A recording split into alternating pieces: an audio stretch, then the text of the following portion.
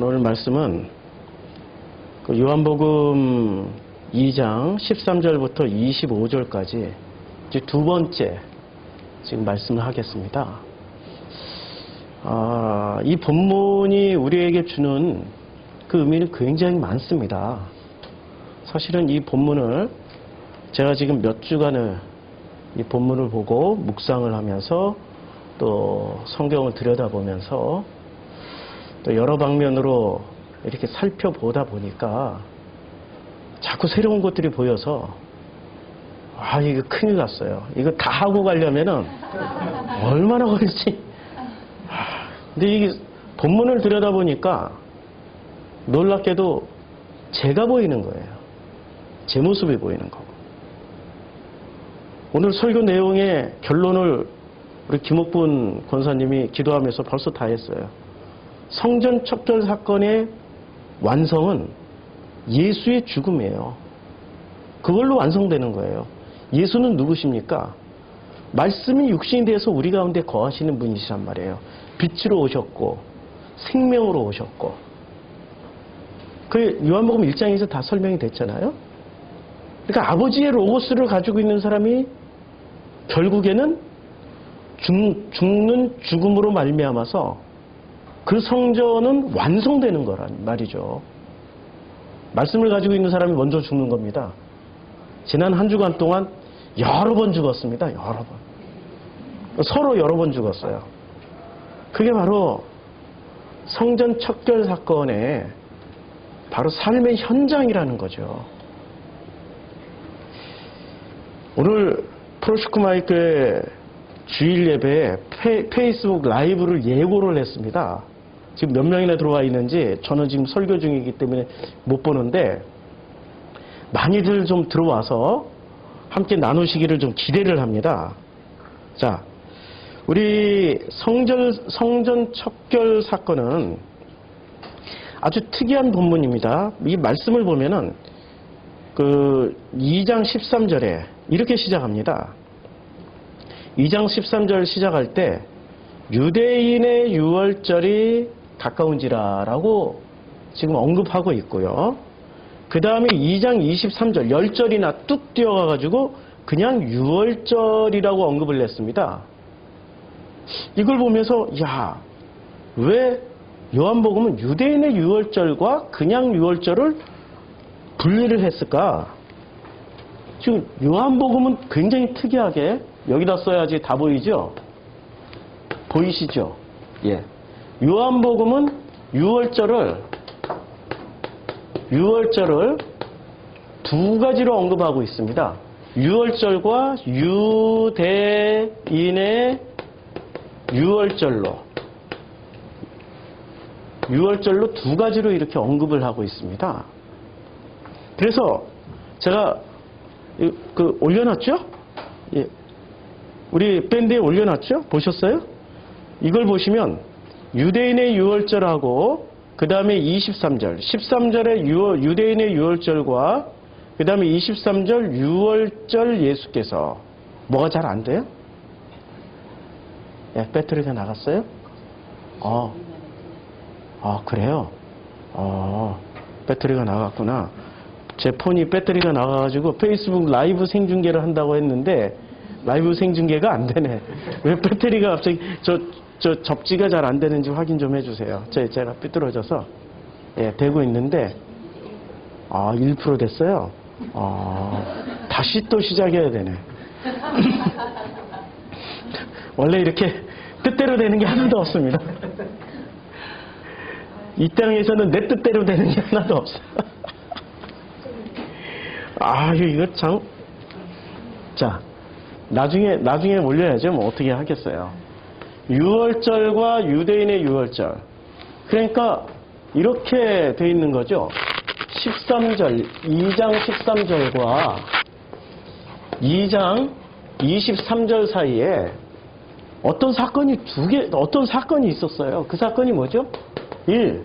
성전 척결 사건. 그 다음에 2. 성전 척결 사건에 대한 해석이 있었습니다. 이 해석이 있고 나서 유대인의 유월절이 그냥 6월절로 바뀌었어요. 그럼 6월절은 뭐 하는 날이죠? 6월절은 뭐 하는 날입니까? 6월절은 한마디로 말하면은 6월절은 그 출애굽 사건을 출애굽 사건을 하던 것을 기념하는 날이죠. 그러니까 출애굽을 완성시킨 출애굽을 다 이 패스오버잖아요. 영어로 하면은 6월절에 패스오버. 이게 건너가다는 뜻이란 말입니다. 건너가는 것을 기념하는 날입니다. 건너가라, 건너가라. 이 패스오버라는 게 이게 건너가다라는 뜻이잖아요. 저편으로 건너가라. 이게 6월절의 영어적 그 표현입니다. 패스오버가. 그래서 6월절을 지금 요한복음은 두 개로 나눠서 보여줘요. 유대인의 6월절과 그냥 6월절을. 그래서 제가 찾아봤더니 다른 공간복음서 마태, 마가, 누가에서도 유대인의 6월절이라고 언급한 사건이 있었는지 아니면 지금 요한복음 2장 13절에서 처음으로 유대인의 6월절이라고 언급을 했는지 찾아봤어요. 그래서 마태복음 26장 2절부터 6월절이 언급되더라고요. 마태복음 굉장히 늦게 언급이 돼요. 너희가 아는 바와 같이 지나면 6월절이라 인자가 십자가에 못 박혀 있어. 지금 6월절만 언급됐죠. 17절 6월절 음식 잡수실 것을 6월절만 언급됐죠. 마태복음 26장 18절 6월절을 내 집에서 지키겠다.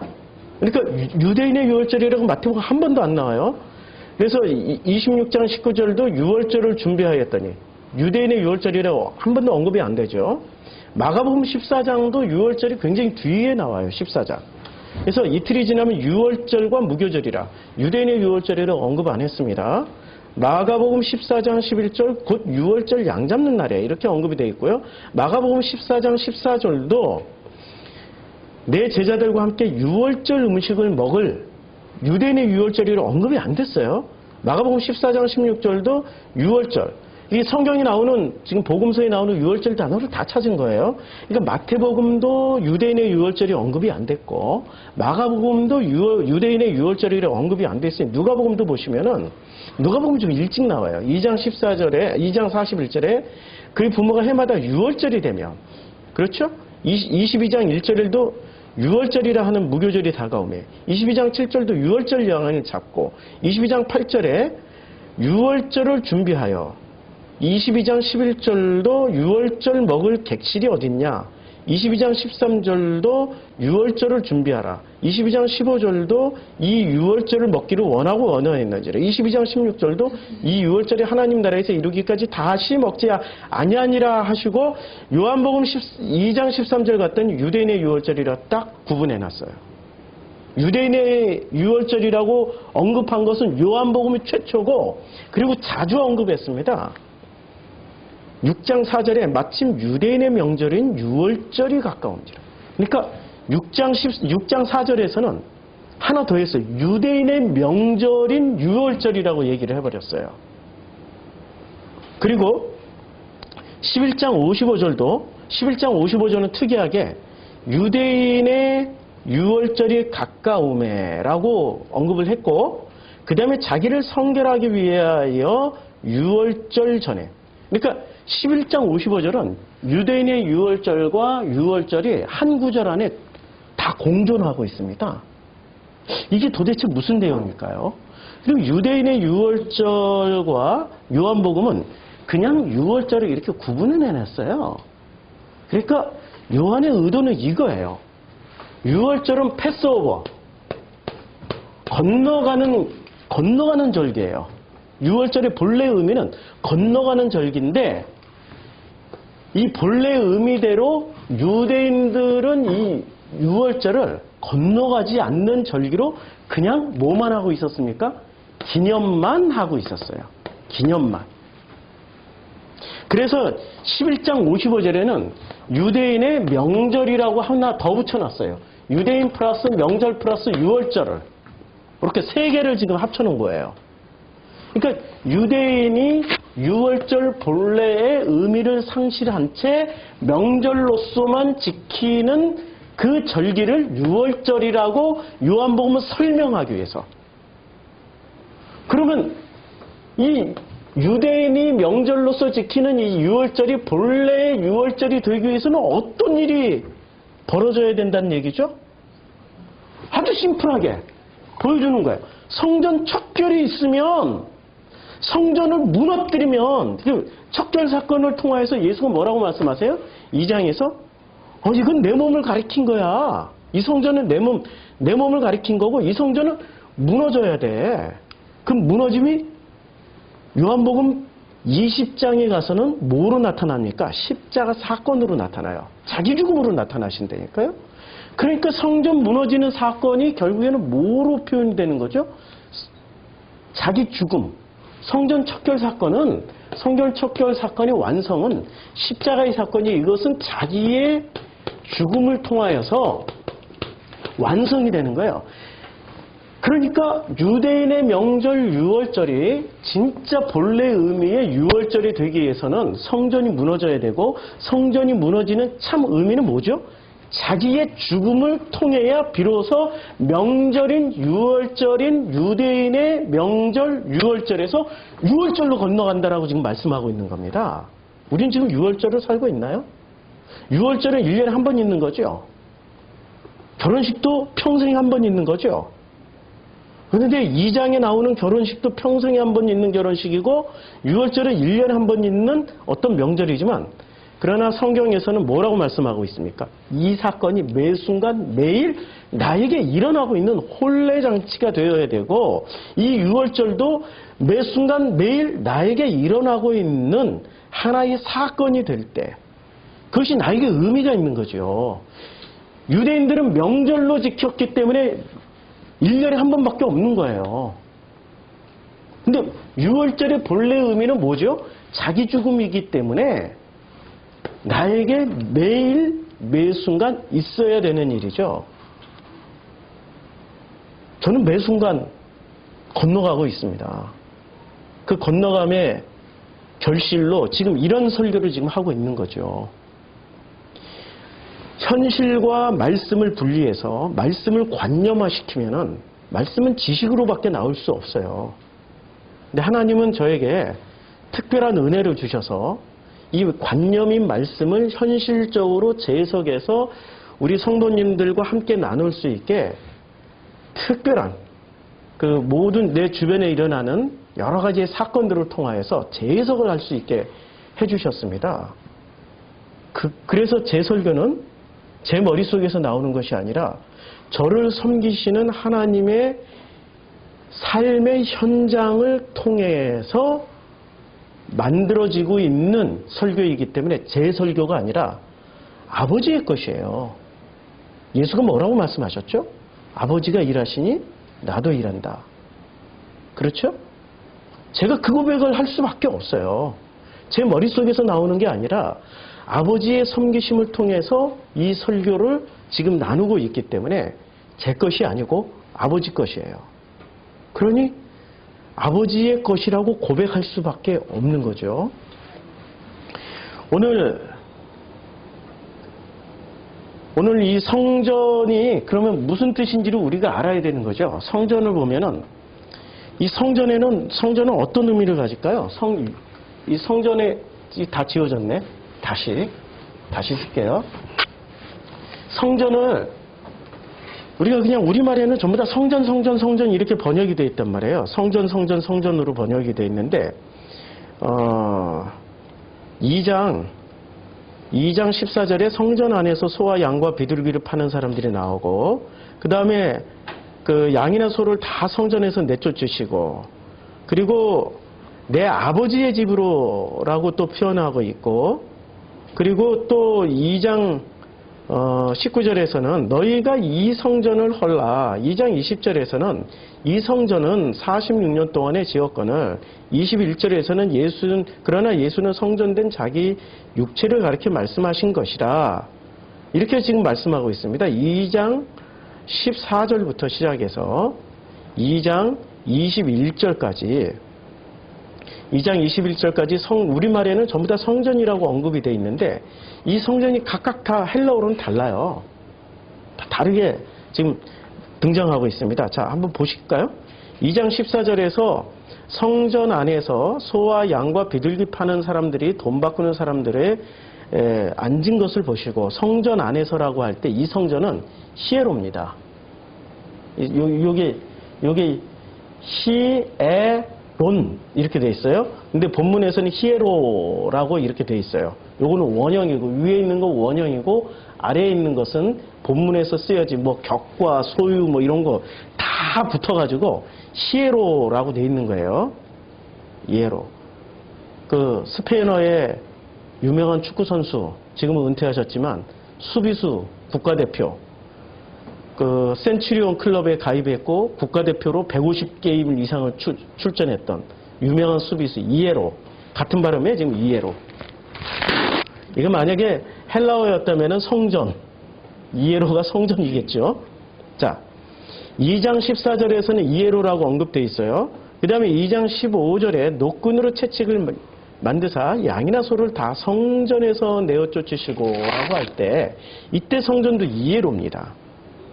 그리고 또 2장 16절에 비둘기 파는 사람들에게 이르시되 이것을 여기서 가져와 내 아버지의 집이 뭐로 지금 무엇을 표현한 거죠? 내 아버지의 집? 이게 성전이에요. 내 아버지의 집이 성전이란 말입니다. 그 성전이 여기서 뭐라고 되어 있냐면은 내 아버지의 집 이렇게 말을 할 때 내 아버지의 집 이게 집이라고 되어 있죠. 내 아버지의 집은 오이코스예요. 그러니까 지금 보면은 제일 먼저 등장하는 단어가 히에로, 히에론 원형으로 쓸게요. 히에론. 그 다음에 두 번째 등장하는 단어가 오이코스입니다. 히에로는 성전이라고 우리말에 번역을 했고요. 오이코스는 아버지의 집 할 때 집이라고 지금 쓰여진 원래 의미는 집이고 이건 성전이에요.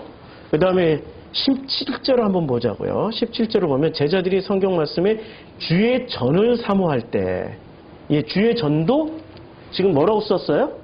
예, 그러니까 아버지의 집, 오이코스는 아버지의 집, 그 다음에 주의 전. 자. 그리고 18절에 이에 유대인들이 대답하되 내가 이런 일을 행하니 무슨 표적으로 우리에게 보이겠느냐?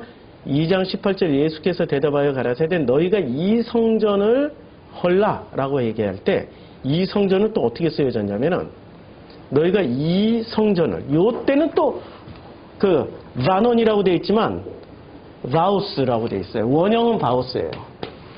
아니 원형은 나우스. 원형은 나우스로 되어 있어요. 자, 이 원형이 나우스. 그러니까 지금 2장 13절 요때가 유대인의 6월절이었어요. 2장 13절 유대인의 6월절에서 여기서 2장 23절 그냥 6월절이 되기까지 성전이 지금 뭐로 거론이 됐냐면은 히에론, 오이코스, 그 다음에 나우스 이렇게 지금 세 가지 종류로 언급이 된 겁니다. 세 가지 종류로 언급이 됐는데 이 의미를 우리가 각각 알아야 되겠죠. 히에론은 어떤 성전이고 오이코스는 어떤 집의 성격을 가지고 있고 나우스는 어떤 의미를 가지고 있는지. 그래서 2장 20절을 보더라도 20절에 유대인들이 가로되 이 성전은 이라고 이야기할 때 이 성전은 무슨 단어가 쓰여졌을까요? 여기 나우스로 쓰여졌어요. 그러니까 나우스 이 성전은 그래서 46년 동안의 지역권을 내가 3일 동안에 일으키겠느냐 하더라. 그러나 예수는 성전된 자기 육체를 가리켜 말씀하심이라. 이게 지금 나우스예요. 그러니까 순서대로 히에론으로 나왔다가 오이코스로 나왔다가 나우스로 나오는 거예요. 그러면 제가 수수께끼를 낼게요. 히에론 성전, 오이코스 아버지의 집, 나우스 자기 몸된 성전, 이 셋 중에 진짜 예수가 사람들에게 주고 싶은 성전은 이 셋 중에 어떤 성전이었을까요? 예? 나우스였을까요? 오이코스였을까요? 나우스. 예. 바울도 나우스라고 언급을 해요. 그런데 진짜로 주고 싶었던 성전은 오이코스예요. 아버지의 집. 예수가 다시 돌아갈 곳이 나우스로 가겠습니까? 히에론으로 가겠습니까? 아니, 예수가 지금 무너진 성전은 히에론이에요? 오이코스예요? 나우스예요? 셋 중에. 히에론이 무너졌고 나우스도 무너졌어요. 이 무너진 성전은 자기의 육체됨을 지금 말할 때 이 나우스를 썼거든요. 다 무너졌지만 예수가 돌아갈 성전은 성전이라고 말하지 않고 아버지의 집이라고 말하고 있습니다. 그래서 돌아가신 김성수 목사는 돌아가실 때까지 집으로 가자를 부르다 가셨죠. 집으로 가자. 예. 우리 사람들이 오해를 해요. 서문학교에 다니는 성도님들, 제가 오해를 풀어드릴게요. 김성수 목사님 설교를 듣고 계시는 분들 또한 제가 오해를 풀어드릴게요. 김성수 목사님 설교를 제가 바톤 터치 받아서 지금 건너가게 해주는 거예요. 당신들이 지금 붙잡고 있는 유대인의 유월절에서 진짜 유월절로 건너가게 해주는 역할을 제가 지금 하고 있는 거예요. 다른 내용이 아닙니다. 그런데 당신들은 유대인의 명절인 세 가지가 합쳐졌죠. 유대인, 명절, 유월절 이렇게 세 가지를 합쳐놓으니까 세 가지를 합쳐놓으니까 당신들이 유대인이었고 명절만 지키고 있는 그래서 유월절 본질을 상실해버리는 건너가지 못하고 있는 그런 사람들이었기 때문에 제가 건너가게 해주는 역할을 하고 있는 그런 사람이에요. 당신들의 스승인 집으로 가자라고 그렇게 마지막까지 피 흘려서 자기 몸을 무너뜨려가면서 그렇게 설교하셨던 김성수 목사님이 하셨던 최고의 명언은 건너가라예요. 왜 안 건너가고 여기 머물러 계세요? 건너가셔야죠. 건너가는데 왜 못 건너가냐? 히에론에 머물러 있거나 나우스에 머물러 있는 거죠. 진짜 집으로 갈 생각이 요만큼도 없는 거예요. 진짜 집으로 가요. 아버지의 집으로 건너갈 생각이 요만큼도 없는 거예요. 이게 다 허물어져야 비로소 진짜의 유월절을 회복할 수 있단 말이에요. 그렇죠? 우리의 삶 속에서 우리가 붙잡고 있는 것들이 무엇을 붙잡고 있죠? 관념을 붙잡고 있어요. 이 관념의 최고봉은 뭐죠? 관념의 최고봉은 지식입니다. 지식. 근데 이 지식은 성경에서 뭐라고 말하고 있습니까? 이 지식은 선악 지식이라고 말하고 있습니다.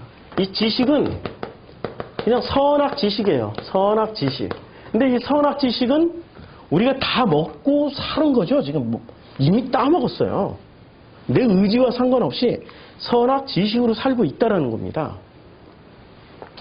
그래서 창세기 1장부터 3장은 이렇게 읽어야 되는 거죠. 창세기 3장부터 읽어야 되는 거죠. 제가 아틀란타 복음학교 창세기 강의에서 아주 상세히 설명을 해드렸습니다. 창세기 1, 2, 3장은 창세기 3장을 읽고 2장을 읽고 1장을 읽을 때 태초에 하나님께서 천지를 창조하시느니라. 베레시트 바라 엘로힘이라는 뜻을 우리가 알게 되는 거예요. 근데 이것을 그냥 단순히 관념으로만 지식으로만 읽다 보면은 창세기 1장에서 뭘 찾죠? 이게 사실이다 아니다 이거부터 시작하죠. 이게 창조가 온 우주 창조냐 지구 창조냐 뭐 이런 것도 또 따지기 시작하고요. 첫째 날 빛이 있었다. 이 빛이 뭐냐? 태양이냐 달이냐 이런 거 가지고 따지죠. 궁창이 있는데 이 궁창이 도대체 정체가 뭐고 물의 정체가 뭐냐? 실제로 지구에 물이 존재했냐 안 했냐 이런 거 가지고 따지다 보면 전부 어디로 가죠?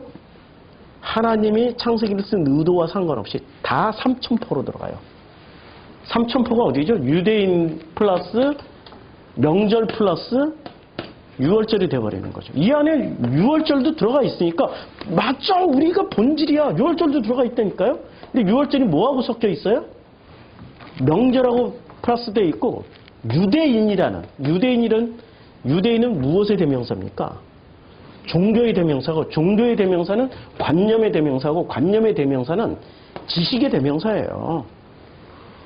결국은 지식으로 붙잡고 있는 당신들의 정체만 폭로당할 뿐입니다. 건너가셔야죠. 어떻게 건너가요? 히에론 무너지고 나우스 무너지고 오이코스 집으로 건너갈 때 진짜 그 광야에서 아버지의 섬기심을 받는 자리로 건너가게 되는 거예요. 광야는 아버지의 섬기심이잖아요. 머리끝부터 발끝까지 40년 동안 내내 아버지의 섬기심을 받는 자리예요. 아버지가 먹여주시고 아버지가 재워주시고 아버지가 치료해주시고 아버지가 살려주시고 아버지가 전쟁을 다 막아주시고 그렇죠? 섬기심을 받는 자리가 진짜 유월절이 이루어진 사람들에게 일어나는 일이지 여기에 머물러가지고 자기네들이 유대인들이 했던 짓이 무슨 짓을 했어요? 우리만이 진리야. 우리만이 구원이야. 우리가 선민이야. 우리 안에 성경이 있고 우리 안에 성전이 있으니까 이것이 전부 진짜 진리야. 목소리 높여가지고 악만 쓰고 있었지. 이 사람들이 언제 여기로 건너갔냐고요. 예수님이 지금 건너가게 하기 위해서 요한복음에서 철저하게 유대인의 유월절과 그냥 본질적인 유월절을 철저하게 구분해놨어요. 마태, 마가, 누가는 그거 구분을 안 했는데 요한은 그걸 구분을 해놨다니까요. 건너가라고. 근데 그 건너갈 때는 반드시 히에론도 무너지고 나우스도 무너져야 되는 거예요. 히에론도 무너지고 나우스도 무너져야 되는데 자, 그럼 이 히에론은 어떤 의미를 가지고 있냐면 히에론은 성소나 성전의 뜻을 가지고 있는데 그냥 복잡하게 생각하니까 되게 어려운 것 같은데 쉽게 제가 설명해 드릴게요. 이 히에론은 어떤 의미를 가지고 있냐면 히에론은 아주 심플하게 얘기해서 이런 의미입니다. 히에론은 성전인데 이 성전을 구성하고 있는 광범위한 의미에서의 성전이에요. 그러니까 마당도 성전, 뜰도 성전, 성전 주변도 성전, 예루살렘 전체도 성전 이렇게 말할 때 히에론이라고 쓰고 있습니다. 그러니까 예루살렘을 향해서 갈 때 사람들이 무슨 의미로 가지고 가냐면 예루살렘 안에 성전이 있잖아요. 그러니까 내가 성전을 향해서 가라고 할 때 히에론이라고 쓰는 겁니다. 이제 구분이 되죠? 광범위한 의미에서 성전이에요. 그러니까 이 히에론이라고 쓸 때는 종교라는 의미가 굉장히 강합니다. 종교 일반. 유대인 얘기하면은 유대인은 종교의 대명사고 종교의 상징이잖아요. 이때 당시에 모든 종교는 다신교 숭배였어요. 그런데 지금 유대인들만 유일신을 믿고 있었어요. 지금 1세기 예수님이 사역할 당시에 이 세상의 종교를 자세히 보세요. 1세기에 어떤 종교가 메이저 종교였죠? 1세기의 메이저 종교였던 것을 한번 꼽아봅시다. 어떤 종교가 메이저 종교였습니까? 1세기 당시에 메이저 종교는 어떤 종교였죠? 첫째. 그리스 로마 종교였죠? 그리스 로마 종교가 있었단 말이에요. 첫째. 그리스 로만 릴리전. 첫째가. 근데 이게 다신교죠? 철저하게. 두 번째. 또 어떤 종교가 있었어요? 어떤 종교가 있었습니까? 힌두교 있었죠? 인도에서 강력하게 형성된 힌두교가 있었단 말이에요. 힌두교, 다신교. 그렇죠? 셋째, 불교. 불교는 유일신교예요? 몰라. 유일신교인지 다신교인지 불교는 그 지역에 들어갈 때마다 색깔이 달려져. 그 불교가 우리나라에 왔더니 우리나라에서 불교의 사찰마다 뭘 지어놓는지 아세요? 삼신각. 잘하시네. 삼신각 지어내요. 삼신각. 우리나라의 삼신 숭배를 불교 안에서 수용해버리는 거예요. 다신교가 돼버린 거예요. 그렇죠? 그러면은 유일신교가 있었어요. 1세기 당시에. 어떤 종교? 조로아스트교. 마니교. 다 조로아스트 계열. 조로아스트교, 마니교가 같은 계열이에요. 여기만 유일신교였어요. 그런데 그 유일신교를 통해서 주님은 역사를 하십니까? 안 하시고 무엇을 통해서 지금 역사하시려고 그래요? 설명하시려고 그래요? 유대교. 그러니까 전 지구적으로 예수님이 활동하실 때, 사역하실 때 전 지구적으로 80%는 무슨 종교요? 다신교였어요. 전 지구적으로 80%가 다신교였는데 이 다신교에서 유일신교를 지금 주님이 유일신교에서 오셔서 사역을 하고 계신단 말이에요. 그러면 이 유일신교는 어떤 특별한 의미가 있어서 지금 주님이 주신 거 아닙니까? 유일신교는 어떤 굉장히 특별한 의미가 있습니다. 어떤 의미가 있냐면은 이런 의미가 있는 거죠. 우리가 유일신교 우리 창세기를 보면은 이 창세기가 굉장히 많은 것을 제가 준비를 했는데 오늘 이거 다 끝도 없이 넘어가네. 찾으려고 했더니 끝도 없이 넘어가네. 이걸 포기하고 그냥 이것만 지금 넘어갈게요. 우리 밴드에 올린 걸 가지고 중심으로 해서 할게요. 밴드에 올린 내용에 있습니다. 자, 창세기 1장은 우리들 보이시죠? 창세기 1장은 우리들에게 혁명이에요. 혁명은 왜 혁명이냐면 창세기 1장이 쓰여질 때 그때 당시에 종교 상황을 보면 유일신교가 대세였을까요? 다신교가 대세였을까요? 예. 전체가 다 다신교였어요. 창세기 1장이 쓰여질 때. 전체가 다신교였어요. 근데 그 다신교에서 지금 뭘 얘기하는 거죠? 유일신교를 얘기하는 거예요. 그럼 다신교와 유일신교의 차이점은 뭐죠? 이 차이점을 알아야 될 거 아니에요. 다신교는 무엇을 말하기 위해서 다신교가 등장을 하고 인류 보편의 종교가 됐을까요? 다신교가 지금 인류 보편의 종교예요. 유일신교는 안티예요. 다신교에서 유일신교를 허락을 안 해요. 계속 말살을 해요. 말살을. 유대교를 짓눌렀고 기독교를 짓눌렀고. 그럼 다신교는 왜 유일신교하고 대립각을 세울 수밖에 없을까요? 다신교의 핵심 메시지는 뭐죠? 너희가 신이야. 인간 너희가 신이야. 그래서 다신교의 신화나 다신교의 경전을 읽어보면은 사람이 신이 돼요. 중간기를 거쳐서 뭐 어쩌고 저쩌고 노력하면 신이 되고 어쩌고 저쩌고 했더니 무슨 신이 되고. 그렇죠? 사람이 신이라는 것을 끊임없이 얘기해 주는 게 그게 다신교의 그 공통 분모라는 말이에요. 그리고 사람이 신을 조종할 수 있어요. 다신교의 특징 보세요. 자기 집안에다 우상을 갖다 놓고 매일매일 비는 용어는 이거야. 용어에 속지 마세요.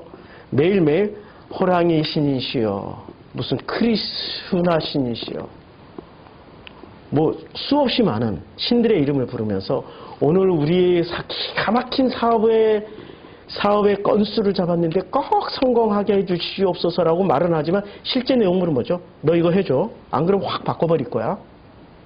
신을 자기가 소유하고 신을 부려먹는 거예요.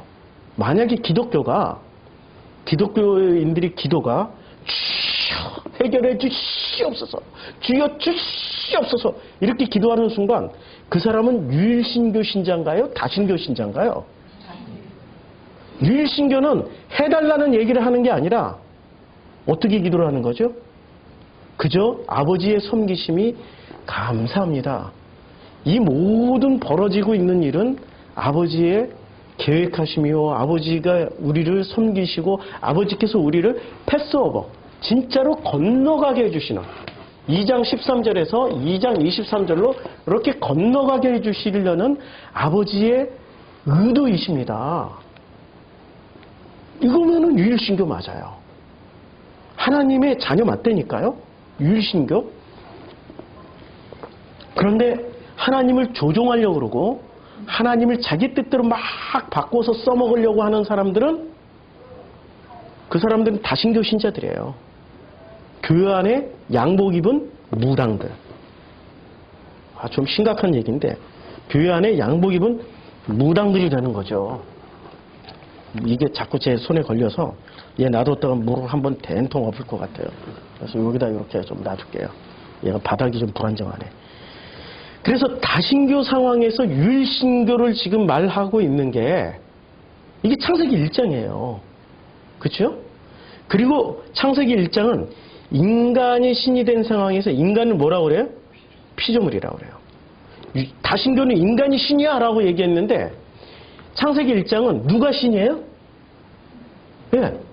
빛이 있으라 라고 말씀하신 그분이 하나님이고 신이고, 그리고 빛이 있으라고 말씀하신 그분이 창세기 1장 26절 27절에 당신의 형상대로 사람을 만드세요. 그러니까 누가 창조주예요? 그분이 창조주고 우리는 뭐죠? 피조물. 다신교는 누가 신을 창조해요? 사람이 신을 창조한다니까요. 사람이 신을 만들어내요. 필요하면 다 만들어내요.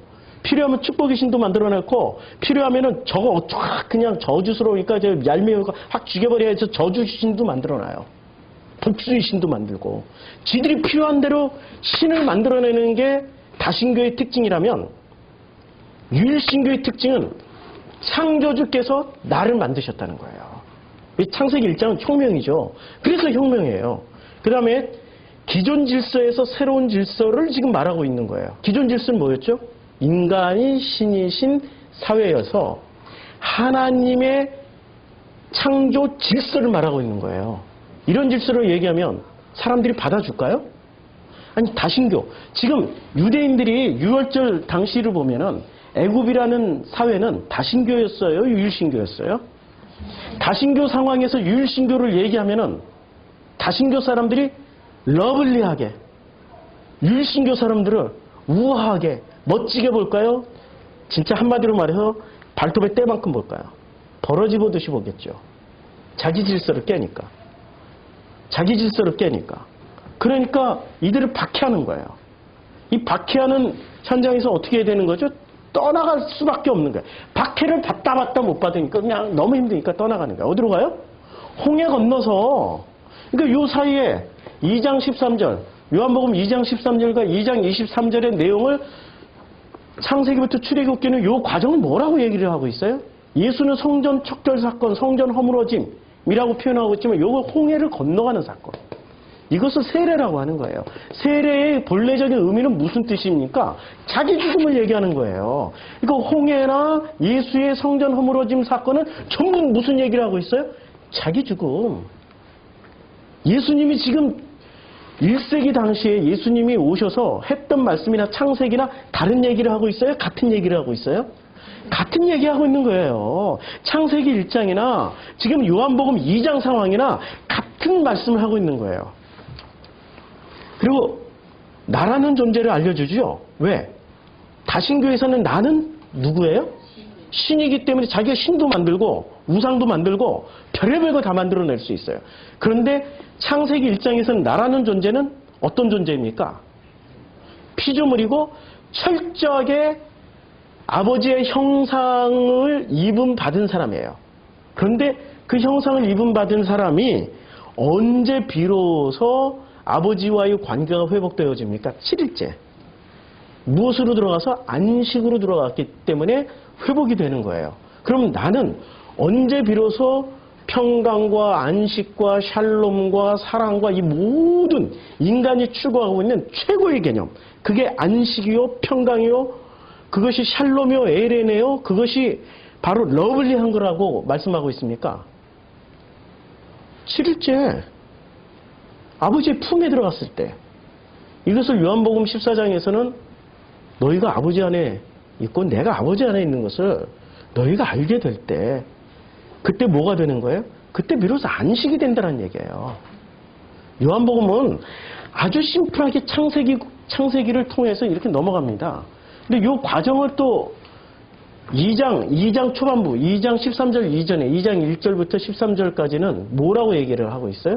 이게 바로 결례를 행하는 거야. 결례를 행하는 돌로 설명했죠. 여기 레위기에서 다 설명되는 거죠. 이 홍해를 건너는 과정을 아주 디테일하게 설명해 주는 게, 이 성전이 허물어지는 과정을 디테일하게 설명해 주는 게 이게 레위기예요. 근데 레위기의 핵심은 뭐죠? 재물을 잡는 방법을 가르쳐 주는 거예요. 살아있는 양이나 살아있는 소나 이런 것들을, 이런 재물을 살아있는 소를 어떻게 합니까? 죽이는 거죠. 죽이되 어떻게 죽여요? 네, 가죽 남겨놓고 다 각을 떠요. 고기는 고기대로, 뼈는 뼈대로, 기름은 기름대로, 내장은 내장대로, 내장에서 똥은 똥대로 다 분리해내요. 분리를 해서 어떻게 해요? 거룩한 것은 태우고 거룩하지 못한 것은 진 밖으로 내다 버려요. 그치요? 자기 죽음은 얘기하는 거잖아요. 아니 성경이 놀랍게도 요한복음 2장 13절과 2장 23절에 유대인의 명절인 유월절과 본래적인 유월절의 의미를 우리가 해석을 하다 보니까 성경이 하나로 다 꿰어지네? 하나로 다 연결되고 있단 말이에요. 그러면 우리 성도님들은 지금 어디를 살아가고 있습니까? 이쪽에 유대인의 명절인 유월절을 살아가고 계시나요? 아니면 본래의 유월절을 살고 계십니까? 본래의 유월절은 한 번 건너오면 끝인 게 아니라 또 건너가죠. 어디로 건너가요? 요단강 건너서 가나안 땅 건너가죠. 그럼 가나안으로 건너 또 어디로 건너가요? 아버지께로 건너가죠. 그러니까 이것은 상징적으로 끊임없이 건너가는 거예요. 한 번 건너온 사람은 내 위기에 각을 떠서 바쳐진 재물인 나는 예수잖아요, 그게. 그게 또 누구라고 그래요? 우리는 성전처럼 허물어지게 되는 우리는, 그렇죠? 다신교에 하나님을 부려먹고 하나님을 만들어내고 하나님에게 이거 하라 저거 하라 했던 우리는 지금 어디로 건너갑니까? 율신교로 건너가고 오직 그 아버지로 건너가고 있고 또 오직 뭐로 건너가고 있습니까? 오직 그 아버지의 품으로 건너가는 거예요. 오이코스. 그것을 집이라고 얘기를 하는 거예요. 시에론과 나우스 사이에 그 집으로 가는 거예요. 집으로 가야죠. 그게 아버지의 품이라고 요한복음은 또 친절하게 너무 자세하게 설명해주고 있단 말이에요. 아버지의 품으로 건너가야죠. 품으로 건너가십니까? 누가 건너가요? 그런데 누가 건너가죠? 관념으로 지식을 붙잡고 있는 사람은 결코 안 건너가요. 왜 안 건너가죠? 자기가 붙잡은 빛이, 이게 붙잡은 게 빛이야. 이게 생명이야. 이게 진리라고 붙잡고 있으니까. 관념의 대명사, 요한복음 1장에서 관념의 대명사, 지식의 대명사를 누구로 지금 설명하고 있어요? 세례 요한. 근데 세례 요한을 예수는 뭐라고 말씀하고 있어요? 저가 부른 빛은 맞아. 근데 무슨 빛이야? 등불이야, 등불. 등불 붙잡고 있다니까요? 우리 프로슈크마의 성도님들이 저를 붙잡고 있으면 제가 뭐가 되는 거죠? 등불 되는 거예요. 서문화 성도님들이 김성수 목사 붙잡고 있으면 김성수 목사가 등불 되는 거예요. 그럼 김성수 목사가 어떻게 해야 돼요? 그분이 노모스를 가지고 있었던 분인데 어떻게 돼요? 성전처럼 들어가서 무너져야 되는 거예요. 저를 만약에 그렇게 붙잡고 있으면 어떻게 돼요? 저도 들어가서 성전처럼 무너지게 되는 거예요. 그게 십자가에서 죽음이에요. 그래서 로고스를 가진 사람들이 죽게 되는 거예요. 주님이 죽이시는 거예요. 죽어야 어떻게 돼요? 부활하는 거죠. 그런데 부활을 못 시키게 누가 꼭 붙잡고 있어요? 유대인, 종교의 대명사 유대인들이 명절로서 붙잡은 유월절 때문에 죽고 있는 거예요. 누가 유대인입니까? 우리는 기존교회 신자들만 유대인인 줄 알았죠? No. 아닙니다. 복음이라고 붙잡고 나온 사람들조차도 건너가지 못하고 있으면 그들이 바로 유대인이요 명절만 지키는 유월절을 신봉하는 자들일 뿐입니다. 요한복음 13장부터 23절 사이에 이 성절 척결 사건은 이렇게 수많은 해석들을 우리에게 주고 있는 거예요. 창세기 1장은 더워요. 창세기 1장은 하나님과 우리와의 관계를 말하고 있어요. 하나님이 존재 증명을 하려는 성경이 아니에요. 창세기 1장 하나님 존재 증명해서 뭐하게? 하나님 살아계셔. 하나님 존재해. 하나님 온 우주의 위대한 주인이셔. 그런데 그분하고 나하고 무슨 상관이야? 존재 증명만 하고 나면. 그렇죠? 아무 상관 없잖아요. 상관 있는 단어는 어디입니까? 히에론 성전, 나우스 성전, 집 중에 뭐하고 상관 있어요? 집. 아버지의 집이라고 그랬잖아요. 아버지와 나와의 관계, 아버지와 아들과 이게 관계 형성이 된다라는 의미에서 이 오이코스를 쓴 거예요. 지금 요한복음은. 관계 형성이 되고 관계를 확인하는 자리가 그 집이란 말이에요. 지금 교회 나올 때마다 시에론 성전으로 나오는 겁니까? 나우스 성전으로 나오는 겁니까? 아니면 관계 회복을 하는 집으로 오게 되는 겁니까? 집으로 오셔야 되는 거죠. 우리가 지금 예배드리는 이 자리는 오이코스, 집에서 아버지를 만나는 자리, 아버지와 아들과의 관계를 확인하는 자리. 제가 너무 열받아가지고 목소리가 내려오지가 않네요. 제 설교를 듣는 분들 중에 비판을 하는 분들이 아니 왜 정상풀 목사는 뭐 소리를 그렇게 질러. 소리 지를 수밖에 없어. 첫째는 물리적으로 제가 귀가 청력의 거의 절반을 다 상실했어요. 안 들려. 안 들리는 사람의 특징 말하고! 아! 어쩔 수 없이 물리적으로 커질 수밖에 없고 귀가 제가 지금 저도 20대의 몸처럼 영원할 줄 알았더니 50 넘어가니까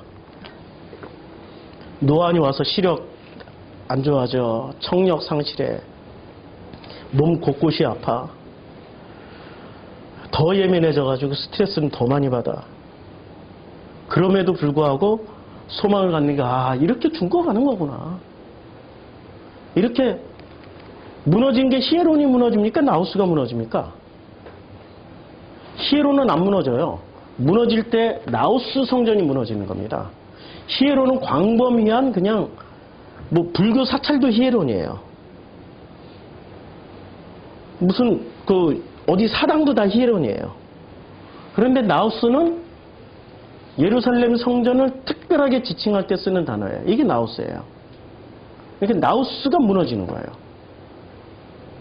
히에론은 안 무너져요. 나우스가 무너지는 겁니다. 이 세 가지 단어 중에 오이코스도 안 무너져요. 창세기 1장은 첫째 날부터 일곱째 날까지라고 돼 있어요. 그렇죠? 그러니까 썬데이, 먼데이, 뭐 튜즈데이, 웬즈데이 이렇게 무슨 순서로 돼? 월화수목금토일 순서로 돼 있죠. 월화수목금토일.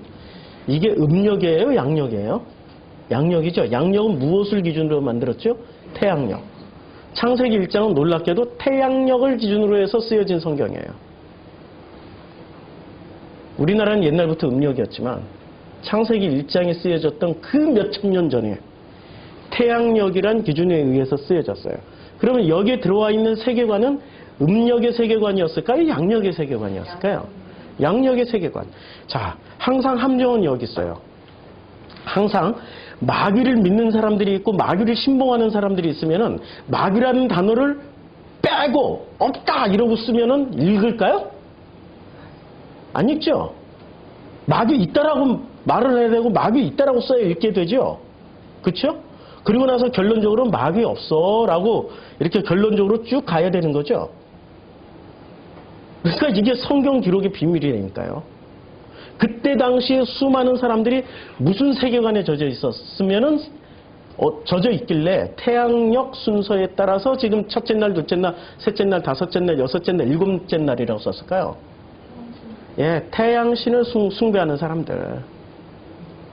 예, 태양력을 중심으로 해서 썼다라는 것은 태양신을 숭배하던 사람들이 메이저 종교였으니까. 다 태양신에서 다 나온 거란 말이에요. 그래서 창세기 10장에 니므롯 사건이 나오는 거죠. 니므롯, 그 다음에 부인인 세미라메스, 그 다음에 아들인 담무스. 이 중에 누가 태양이었어요? 담무스가 태양이었나요? 많이 헷갈리는데? 저도 오래간만에 기억을 되돌보니까 일단은 세미라메스는 달이 맞아요. 담무스가 별일 것 같은데? 별이 더 소중한. 이때 고대 중근동에서는 태양신은 원래 세니까 그러다 보니까 우리는 이게 남자들 얘기인데요. 진짜 예쁜 여자가 있고 중간에 예쁜 여자가 있고 그냥 예쁜 여자가 있어요. 자신감 있고 힘 있으면은 제일 먼저 선택할 여자를 누구부터 선택해요? 진짜. 근데 좀 찌질하다면은, 자기 자신을 이렇게 상황 파악이 된 사람은, 예, 두 번째나 세 번, 중간 예쁜 여자나 그냥 예쁜 여자를 선택하겠죠. 신을 선택하는 사람들이 심리가 비슷해요. 제일 센 신이 가장 인기 있을 것 같죠? 그렇지 않아요. 중간이나 별신이 진짜 힘이 있어요. 담무스가 인기가 최고였어요. 담무스가. 이게 별신. 그래서 아브라함에게 뭐라고 얘기합니까? 지금 이게 창세기는 태양신들을 숭배하던 사람들에게 쓰여졌기 때문에 뭐라고 얘기를 해요? 하늘의 태양과 같은 자손을 너에게 주겠다라고 얘기를 안 하고 뭐라고 얘기를 해요? 별과 같은. 그래서 별이 등장하는 거죠. 성경을 해석하려면은 수많은 목사들이 주석만 베껴서 쓰는데 공부를 좀 하시라고요. 창세기를 해석하려면은 엄청난 양의 신화를 공부해야 됩니다. 수메르 알아야 되고요. 아카드 문명 알아야 되고요. 가나안 문명을 알아야 되는 거죠. 이건 모르고 그냥 주석서 몇 개 적당히 베껴가지고 뭐 하나님의 은혜를 그냥 막 선포하면 은혜가 되는 줄 아는데 창세기는 그렇게 단순 구조로 쓰여진 구조가 아닙니다. 그리고 이 창세기는 신약에서 끊임없이 반복됩니다. 왜냐하면 신약 성경을 쓰기 전에 이 사람들은 어떤 성경을 인용을 했어요? 구약 성경 인용하는 거죠. 예수도 구약 성경 인용했고 바울도 구약 성경 인용했고 그럼 구약을 알아야 된단 말이에요. 기독교는 구약 위에 세워진 종교지 기독교는 신약 위에 세워진 종교가 아니에요. 착각을 버리시라고요. 구약 위에 세워진 종교라고 생각하지 않고 신약 위에 세워진 종교라고 생각하는 순간 말시온파가 되는 거예요. 영주주의, 말시온파가 되는 거예요. 자, 7번. 기존의 질서를 넘어 새로운 질서의 탄생을 말하고 있는 거예요. 기존 질서는 뭐였죠? 그러니까 창세기 첫째 날부터 셋째 날, 빛, 그 다음에 둘째 날, 물, 셋째 날, 땅, 그 다음에 넷째 날 또 뭐가 나와요? 빛, 그 다음에 그 다음에 다섯째 날 뭐가 나와요? 예? 다섯째 날 물에서 사는 생물들, 여섯째 날 땅에서 사는 생물들. 이게 지금 똑같은 게 두 번 반복되는데 그래서 김성수 목사님이 건너가라니까요.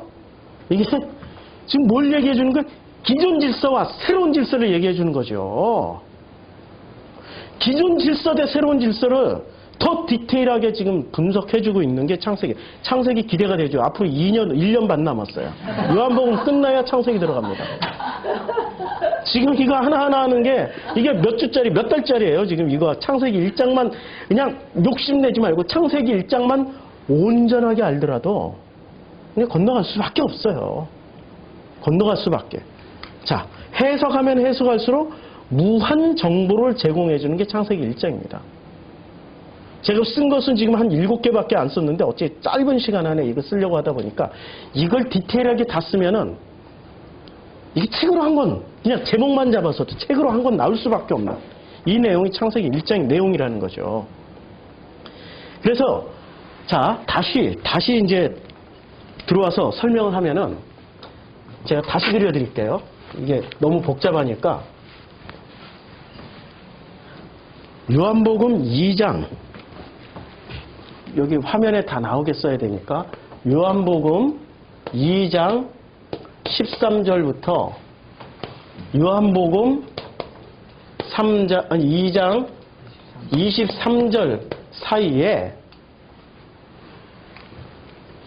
이런 용어 변화가 있었던 겁니다. 유대인 플러스 여기는 6월절만 언급했는데 이게 6장에 가면은 유대인의 명절이라고 추가가 돼요. 예수가 하고 싶었던 게 이거였어요. 유대인의 명절 6월절. 그런데 이 사건 여기에 첫째가 성전 척결 사건이 있었고요. 척결. 그 다음에 이 성전 척결 사건에 대한 해석을 주님이 해 주십니다. 해석이 있고 나서 6월절, 본래의 6월절로 이렇게 바뀌어요.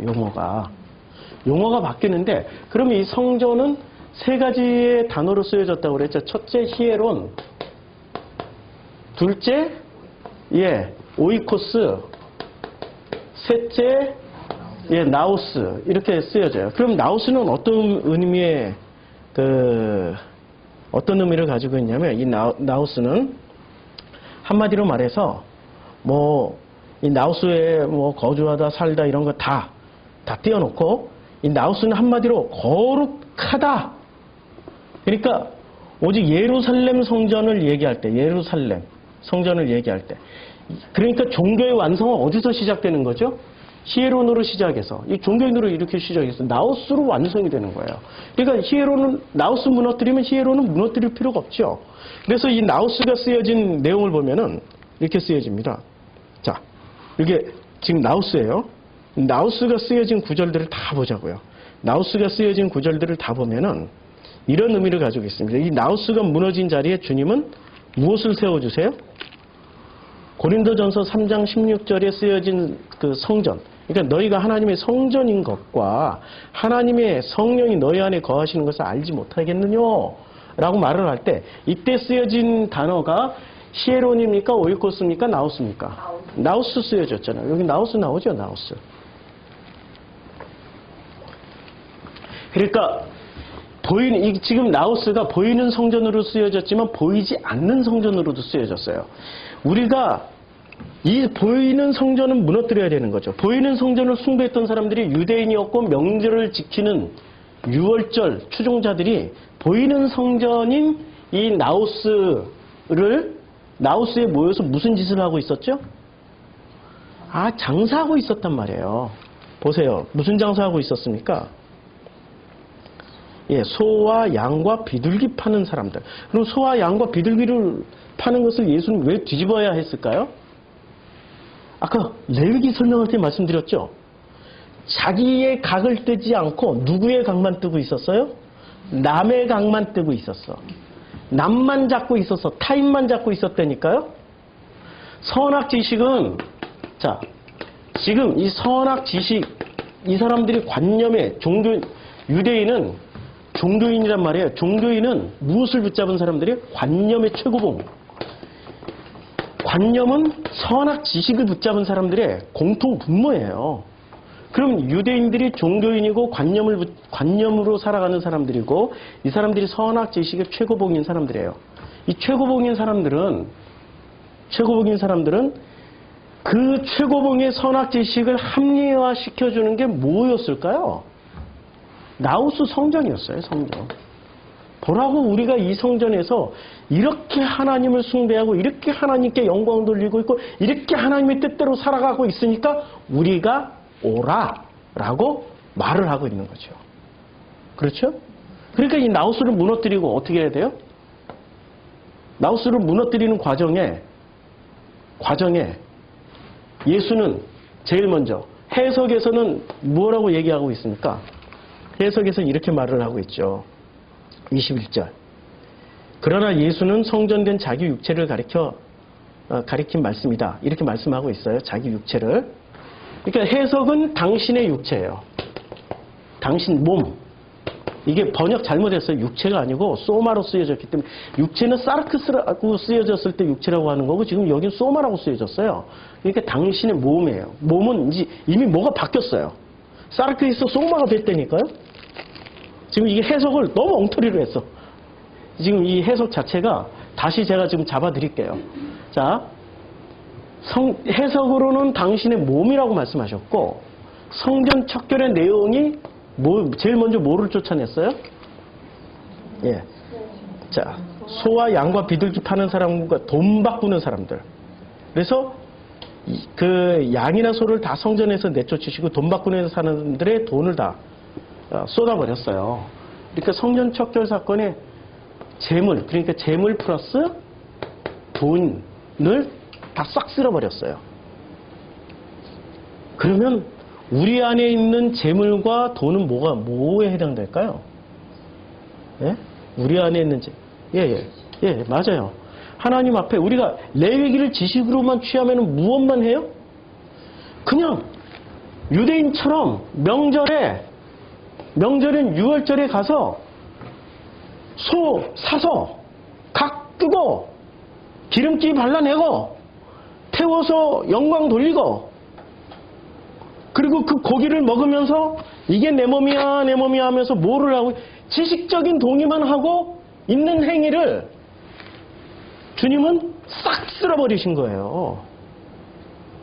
그 관념의 근본적인 바탕에 있는 선악 지식을 싹 쓸어버린 거예요. 그렇게 성전 안에서 그 짓을 하는 사람들은 누구를 판단합니까? 저 이방인들. 저런 저 할례받지 못한 것들. 판단하고 있죠.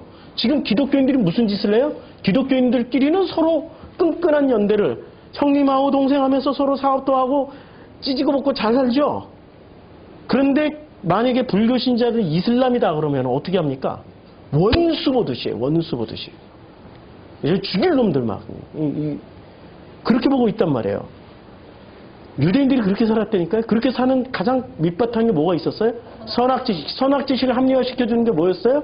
성전 안에서 자기네들이 했던 행위들. 그러니까 선악지식의 근본은 뭡니까? 선악지식은 자기가 하나님처럼 되는 거예요. 자, 이들은 지금 유일신교를 믿고 있는데 하는 행위는 누구처럼 하고 있었어요? 다신교 신자들처럼 하고 있었어요. 그러니까 그들이 아무리 부르짖고 아무리 쥐야 쥐야 해도 주님은 뭐라고 말씀하세요? 나는 너희들 몰라. 아니 종교 형태는 기독교예요? 유대교예요? 근데 내용물은 지금 다신교 신자들처럼 하고 있다니까요. 다신교 신자들처럼 신앙행위를 하고 있기 때문에 주님은 너희들 나 몰라 라고 말씀하고 있는 거예요. 그렇죠? 그런데 건너가야 되는 거죠. 이 소와 양을 다 쫓아버린 이유는 소와 양 대신에 누구를 잡으라고? 네, 우리 자신을 잡으라고. 우리 자신을 잡을 용기가 없지? 그럼 누구를 잡아? 예수 잡으라고. 예수는 누구세요? 로고스의 본질이시고 아버지의 아들이시고 아버지이신 그분은 아버지를 잡으라고. 아버지 잡아서 죽이면 어떻게 돼요? 아니 세상에 이렇게 흉악한 걸 가르치는 종교가 어디 있어요? 도덕 윤리로도 안 맞잖아요. 지금 아버지 잡아 죽이라는 얘기예요. 아버지를. 재물 대신에 아버지를 바치라고. 그래서 요한복음 8장에 아버지 논쟁이 나옵니다. 요한복음 8장에 등장하는 아버지가 두 종류가 나와요. 어떤 종류의 아버지가 나오죠? 요한복음 8장에 요한복음 8장 넘어가 볼까요? 아버지가 두 가지 종류가 나오는데 자 예수가 이렇게 말씀하십니다. 자 예수가 말씀하시는 아버지가 있고 그리고 예수가 그들은 자 예수가 이렇게 말합니다. 27절째 그들은 아버지를 가리켜 말씀하신 줄을 깨닫지 못하더라.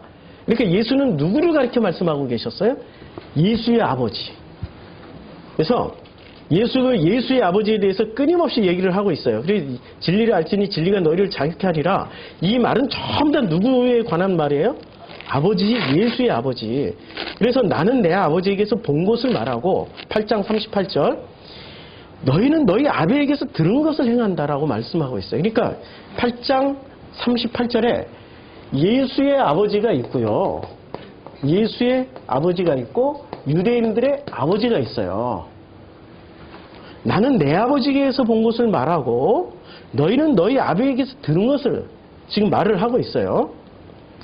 그런데 예수가 결국에 이런 말씀을 하는 거죠. 예수께서 이르시되 하나님이 너희 아버지였으면 너희가 나를 사랑하려 했으니요 이는 내가 하나님께로부터 나왔음이라. 나는 스스로 한 것이 아니라 누구 아버지께서 나를 보내신 것이라. 예수가 하시는 모든 행동과 말은 전부 누구예요? 예수의 아버지. 그런데 예수가 43절에 어찌하여 내 말을 깨닫지 못하냐. 이는 내 말을 들을 줄 알지 못함이로다. 44절. 왜 그들이 깨닫지 못하냐면 너희는 너희 아비 마귀에게서 났으니. 야 이제 예수의 아버지는 누구였어요? 예수의 아버지는 하나님 아버지. 그런데 유대인들의 아버지는 마귀 아버지. 왜 마귀 아버지일까요? 왜 마귀 아버지일까요? 지금 아버지가 둘이 나온단 말이에요. 요때 잡아 넣을 아버지가 누구예요? 예수 아버지예요? 아니 예수 아버지예요? 유대의 아버지예요? 예, 유대의 아버지. 유대의 아버지가 뭐죠? 무엇에 기초하고 있었어요? 선악지식. 이걸 잡아넣어야 돼요. 근데 사람들은 이걸 안 잡아넣는단 말이에요. 이걸 안 잡아놓고 여기서 하나님을 섬기긴 섬겨요. 지금 2장 13절에서 하나님을 섬기는데 이 섬기는 이름은 똑같아. 이름도 하나님 아버지요, 여호와요, 엘로힘이요, 야훼예요. 그렇죠? 그런데 결과는 뭐였어요? 다신교의 하나님이 돼버린 거예요. 다신교의 하나님, 우상이란 말이에요. 우상. 그랬더니 이 우상으로 섬김을 받고 있던 엘로힘이 여기서 죽어야 돼. 그럼 모양새는 아버지 하나님이지만 내용물은 뭐였어요? 내용물은 마귀고 그 마귀의 근본인 선악 지식이었단 말이에요. 들을 게 있는 자는 깨달을진저. 들을 게 있는 자는 깨달을진저. 그래서 우리에게 레위기 정결이라는 단어가 2장에 먼저 나오는 거예요. 정결례에 따라서, 결례에 따라서 이해가 되죠? 그 결례를 더 상세하게 얘기해 주는 게 히에론, 오이코스, 나우스로 지금 말씀하고 있는 거죠. 히에론, 오이코스, 나우스로 말씀하고 있는데, 자, 이 나우스의 그 결론 부분이 이거예요. 너희가 하나님의 성전인 것과 하나님의 성령이 너희 안에 거하시는 걸 알지 못하느냐? 그러니까 보이는 성전은 다 무너뜨리는 거죠. 왜 보이는 성전이 무너져야 되죠? 이들은 보이는 성전을 가지고 뭐를 합리화시키냐면 자기네들의 선악지식에서 나오는 관념에서 나오는 종교 행위를 하고 있기 때문에 보이는 성전은 무너뜨리는 거예요. 그럼 보이는 성전이 무너진 자리에 보이지 않는 성전은 어디서 세워져요? 똑같은 나우스인데. 어디서 세워져요? 똑같은 나우스가 세워지는데 내 마음에, 내 몸 안에 이 보이는 성전이 세워지면은 어떤 일이 벌어지냐면은 이 고린도전서네. 어떤 일이 세워지냐면은 이런 일이 벌어지는 거죠. 자,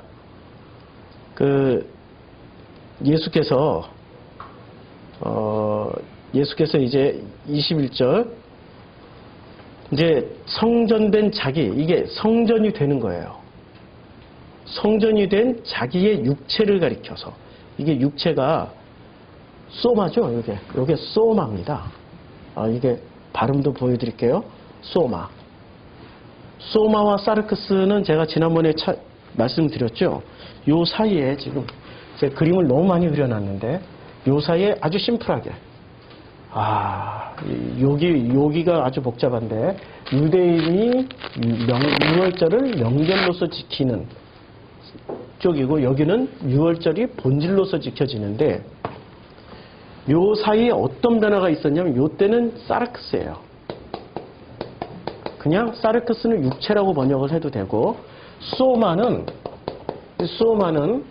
몸으로 번역해야 돼요. 육체는 좀 하등 낮춘 말이고 몸은 좀 높인 말이란 말이에요. 근데 여기서 육체를 영어 성경도 body 이렇게 플래시라고 번역 안 하고 body라고 번역을 했어요. body라고. 그러니까 몸이라고 썼는데 이게 성서학자들이 번역을 하기를 육체로 낮춰버렸어요. 자, 이제 보이는 성전이 허물어지고 내 마음에 뭐가 들어왔어요? 요 사이에 지금 엄청난 변화가 일어났었어요. 요 사이에 성전이 척결되고 성전 무너짐으로 지금 엄청난 일이 벌어졌단 말이에요. 엄청난 일이 벌어진 요 사이에 무엇이 생겨난 겁니까? 엄청난 일이 벌어진 요 사이에 뭔가 형질 변화가 있었어요. 요 때는 사르크스였어요. 근데 사르크스에 뭐가 담겨 있는 거죠? 로고스. 이게 요한복음 1장 14절. 말씀이 육신이 되어 우리 가운데 거하셨는데 요때 23장 요게 바로 이제 직전에 21절에 21절에 뭐로 바뀌어요? 요 사이에 사르크스에서 소마로 바뀌어요. 그런데 이 소마를 보면은 이 소마가 아까 고린도전서 3장 16절.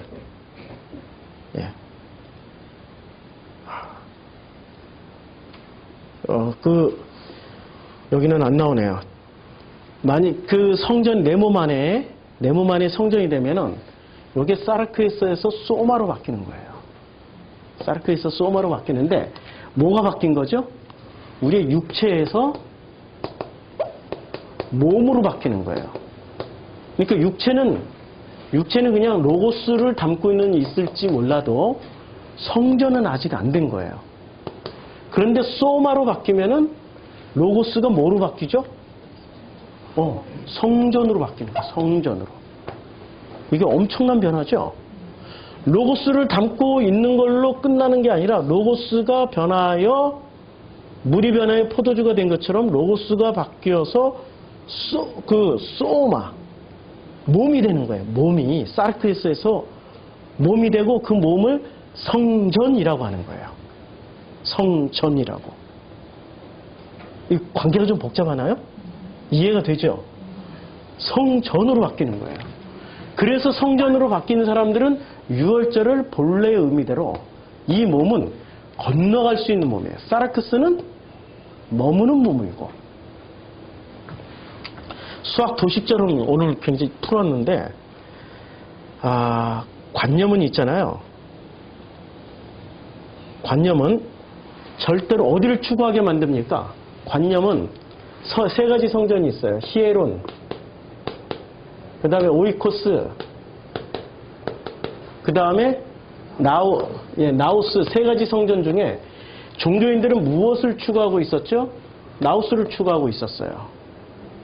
근데 주님은 아버지의 집으로 간다라고 말씀하시면서 오이코스를 추구하고 있었어요.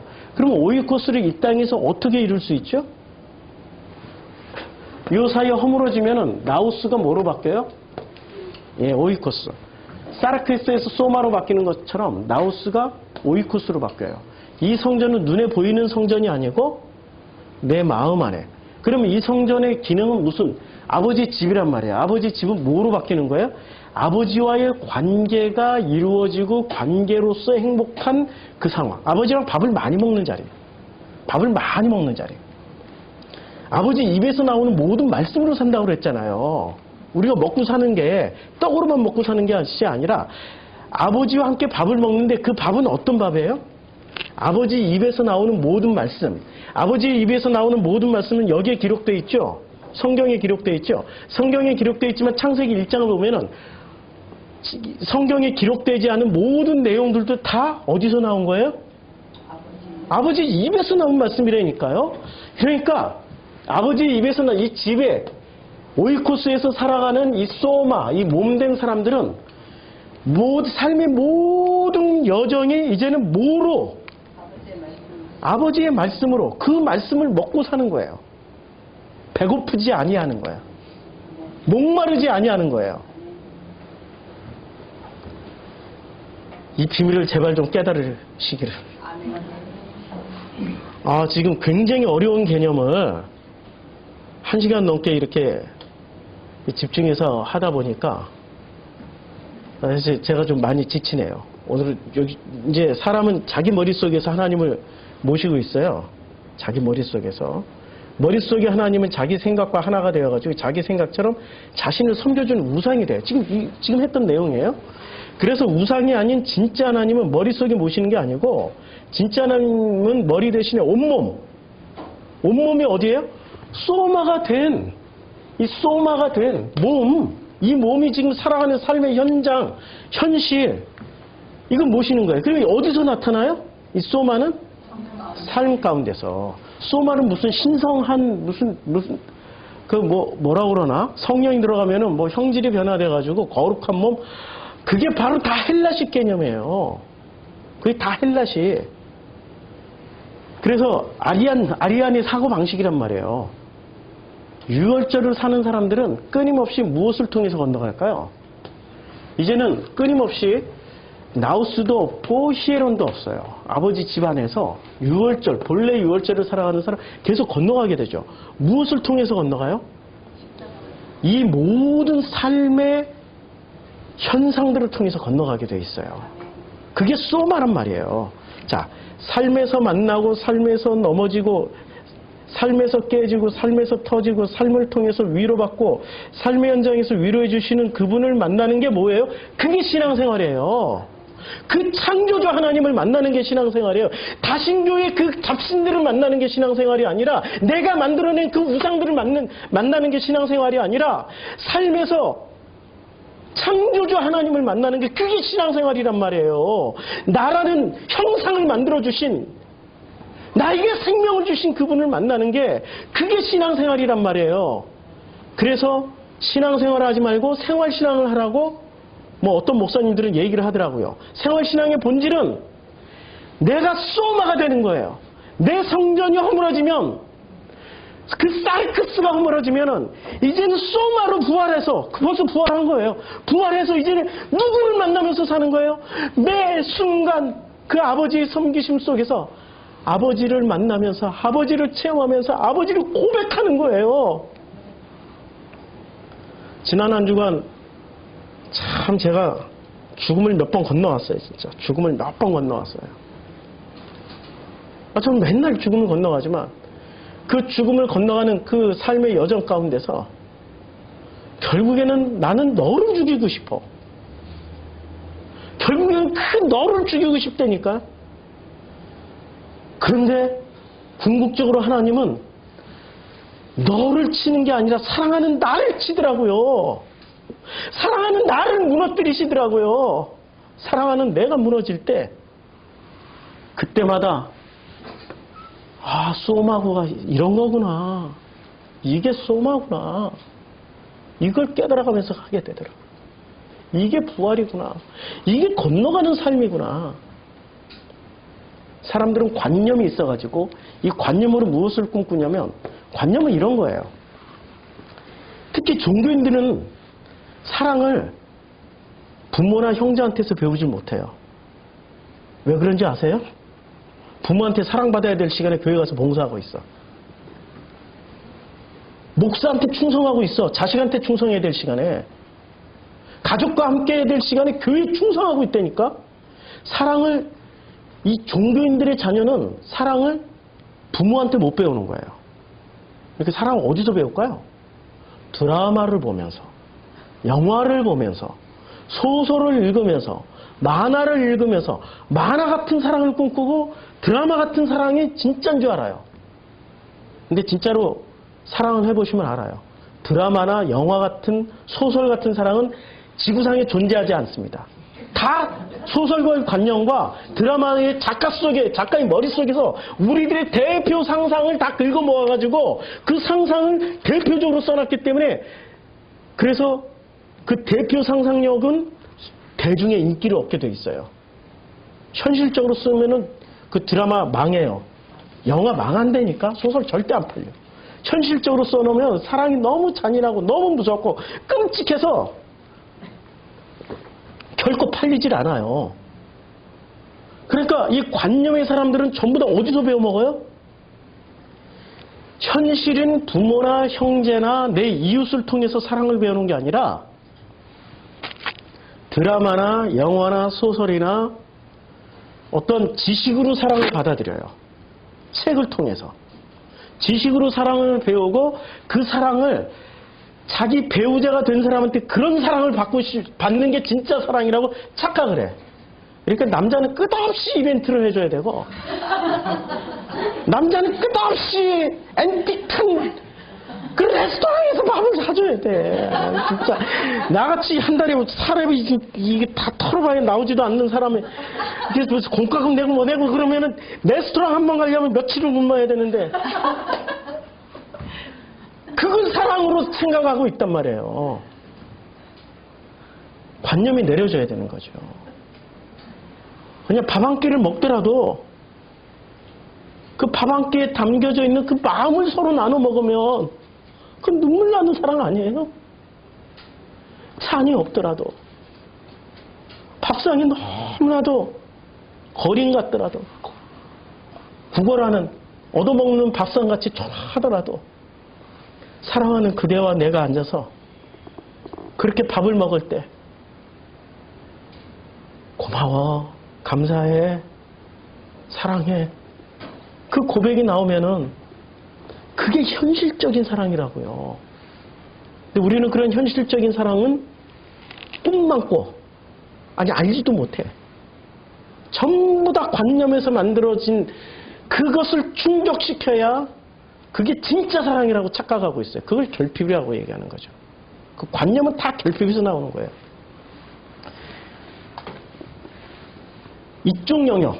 자, 그림이 너무 복잡하니까 다 지우고 또 다시. 요한복음 2장 13절의 영역에 있는 것들이 뭔지 아세요? 사변 철학이라고 얘기합니다. 사변 철학. 이쪽에 있는 것은 현실 철학이라고 얘기할 수 있어요. 현실 철학. 사변 철학은 무슨 철학이에요?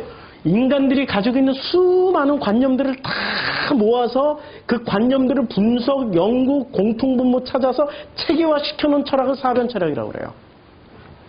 사변 철학을 이제까지 사변 철학하면은 어떤 철학이라고 생각할 수 있냐면 이제까지 지구에 존재했던 모든 철학은 사변 철학이에요. 지구에 존재했던 모든 철학은 다 사변 철학이라니까요. 안 놀라시네? 이 철학을 우리는 끊임없이 공부하면서 무엇을 하냐면 우리의 관념을 체계화시키고 논리화시키고 이 관념을 현상화시켜서 관념을 정말로 이 모든 세상에 적용할 수 있는 것처럼 끊임없이 얘기를 해요. 그게 아니라는 것을 말씀드릴게요. 철학에서 이제까지 사랑을 배워왔어요. 미움이 뭔지 사랑이 뭔지. 철학은 끊임없이 그거 찾는 거거든요. 사랑이 뭔지 미움이 뭔지 영생이 뭔지 이런 것을 끊임없이 찾는 게 철학이에요. 근데 우리가 이제까지 지구상에 존재했던 철학을 통해서 사랑이 뭔지 아십니까? 아니, 사랑을 아는 적이 있냐고요? 없죠. 사랑을 그렇게 얘기했던 소크라테스, 플라톤, 아리스토텔레스, 니체, 그렇게 얘기했던 쇼펜하우어, 그렇게 얘기했던 그 모든 사람들이 사랑이, 아니, 여러분들 마음속에 확 박힌 적이 있냐고요? 없다니까요? 사변 철학일 뿐이에요. 관념을 다 모아서 인간의 관념, 현실하고 상관없는 인간의 관념을 이만큼 모아가지고 현실은 나는 여기서 살아가고 있는, 현실은 나는 여기서 살아가고 있는데 이쪽 세계, 건너오지 못한 세계 모든 관념들을 모아서 이게 바로 철학이야 라고 얘기를 하면서 그 철학이 당신을 위로해주고 그 철학이 당신들을 만져줄 거야 라고 얘기하는 게 그게 뭐죠? 그게 철학의 대명사 로고스예요. 예수는 지금 이쪽 영역 가지고 얘기했어요? 이쪽 영역 가지고 얘기했어요? 본질은 이쪽 영역 가지고 얘기했는데 형태는 뭐로 얘기를 했어요? 그러니까 이 로고스를 건너와서 보는 로고스와 이쪽에서 만나는 로고스는 하늘과 땅 차이야. 이 로고스를 취한 사람은 전부 다 어디에 바탕을 두고 있다고요? 관념, 선악, 지식. 그러니까 이쪽 로고스를 살아가는 사람들 자기가 로고스 다 안 돼. 자기가 로고스의 대가래. 정성필 목사는 로고스를 그렇게 얘기하면서 로고스의 로자도 모른다고. 누가 그런 얘기를 하죠? 아니, 지식을 추구하는 사람들이 그렇게 얘기한단 말이에요. 근데 이 사람들은 로고스는 지식이다, 지식의 대명사다, 그 정도는 알아.